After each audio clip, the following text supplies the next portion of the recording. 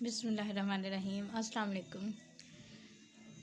Article 31 admission start हुआ कि हमने article 31 admission by party to proceeding और his agent etc statements made to a party to the proceeding और by an agent to any such party. कोई भी statement जो कि किसी भी पार्टी ने दी हो किसी भी प्रोसीडिंग में या फिर किसी एजेंट ने उस पार्टी के मतलब जो ऑन बिहाफ होता है whom the court regards under the circumstances of the case as expressly or impliedly authorized by him to make them, जिसको कोर्ट समझती है कि वो एक्सप्रेसली या इम्प्लाइडली उसे अथोराइज किया गया है कि वो स्टेटमेंट दे सके, तो वो स्टेटमेंट जो होगी वो क्या कहलाएगी? एडमिशन कहलाएगी।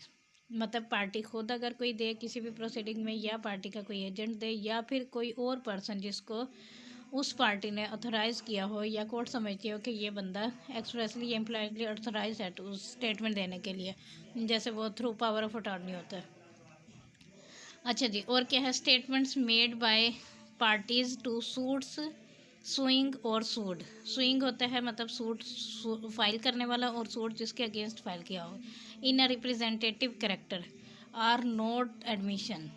अब अगर कोई स्टेटमेंट जो किसी पार्टी ने दी है किसी सूट में जो कि सूट फाइल करने वाला है या जिसके खिलाफ सूट फाइल किया गया है किस हैसियत में? रिप्रेजेंटेटिव कैरेक्टर में, वो एडमिशन नहीं है unless they were made while the party making them held that character, सिवाय इसके कि वो पार्टी जो है उसका वो कैरेक्टर जो पार्टी मतलब एडमिशन कर रही है उसका वही वाला कैरेक्टर हेल्ड हो जाए, मतलब वो उसी कैरेक्टर में ही फॉल कर जाए। जैसे कि फॉर एग्जांपल एक सिंपल सी एग्जांपल अगर लें तो ये इनहेरिटेंस वाले में अगर एक बंदे ने सूट फाइल किया है वो मर गया है और उसकी जगह कोई और शख्स आ गया उसके रिप्रेजेंटेटिव कैरेक्टर में मतलब कि किसी और ने उसके बिहाफ पर वो सूट का परसू करना शुरू कर दिया।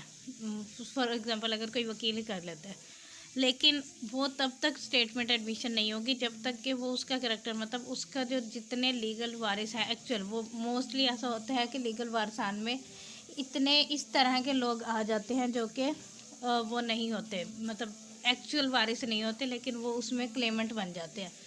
तो इस तरह की सिचुएशन में सिर्फ़ और सिर्फ एडमिशन उसका काबिल कबूल होगा जो कि एक्चुअल में उसका लीगल वारिस होगा। वो ज़ाहिर बाद में डिक्लेयर होगा तो फिर वो उसका एडमिशन काउंटेबल होगा, अदरवाइज़ वो स्टेटमेंट जो है वो रेलिवेंट नहीं होगी। वो कहते हैं 3 में है स्टेटमेंट्स मेड बाय, और कौन कौन से स्टेटमेंट जो हैं वो एडमिशन कहलाएंगे? पर्सनस, जो कि स्टेटमेंट दी गई हों persons who have any property और पेक्यूनरी इंटरेस्ट, ऐसे पर्सन के ज़रिए जिसका कोई प्रॉपराइटरी या फिर पेक्यूनरी इंटरेस्ट हो इन the subject matter of the proceeding. जैसे कि किसी प्रॉपर्टी में अगर कोई प्रॉपर्टी मॉर्गेज हुई हुई है तो फिर वो उसका पेक्यूनरी या प्रोप्राइटरी राइट या इंटरेस्ट उसमें क्लियर हो, वो मतलब वो क्लेम कर सकता है मॉर्गेजी, दो कि वो लीगल हेयर में नहीं आता। लेकिन अगर कोई इस तरह की सब्जेक्ट मैटर है उसमें कोई लीगल हेयर्स हैं लेकिन वो उसका उसमें इंटरेस्ट है या कोई सब्सिक्वेंट परचेजर है तो वो भी उसमें पार्टी बनेगा और उसकी स्टेटमेंट भी रेलिवेंट होगी। And who make the statements in their character of persons so interest, और वो स्टेटमेंट दे रहा हो उस कैरेक्टर में जिसका वो इंटरेस्ट मतलब जिस हिसाब से वो इसका इंटरेस्ट है। अगर वो मॉर्गेजी है तो वो मॉर्गेजी के कैरेक्टर में दे रहा है, या फिर अगर वो परचेज़र है तो फिर परचेज़र में, या बाय वेलो से मिली है उसकी प्रॉपर्टी में उसका इंटरेस्ट है, या जिस भी कैरेक्टर में वो दे रहा है।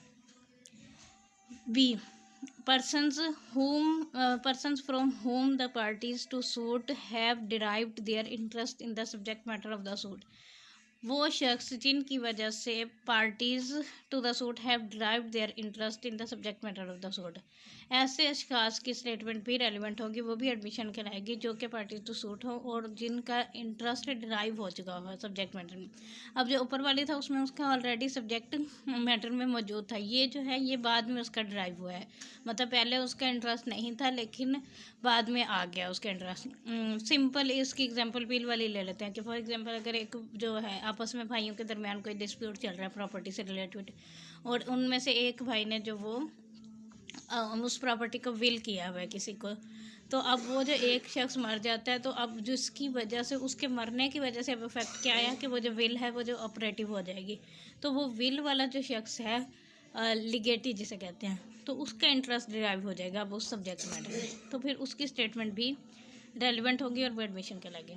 Are admissions, if or admission से मुराद मतलब ये जो जितनी भी स्टेटमेंट बताएगी वो सारी की सारी एडमिशंस होंगी if they are made during the continuance of the interest of the person making the statement.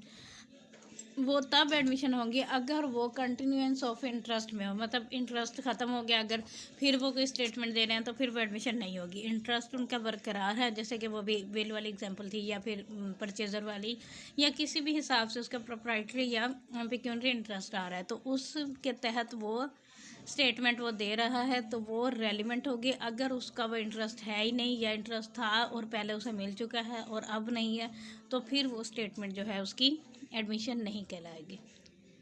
फिलहाल के इतना ही, बाकी नेक्स्ट आगे देखते हैं। Thank you so much for listening.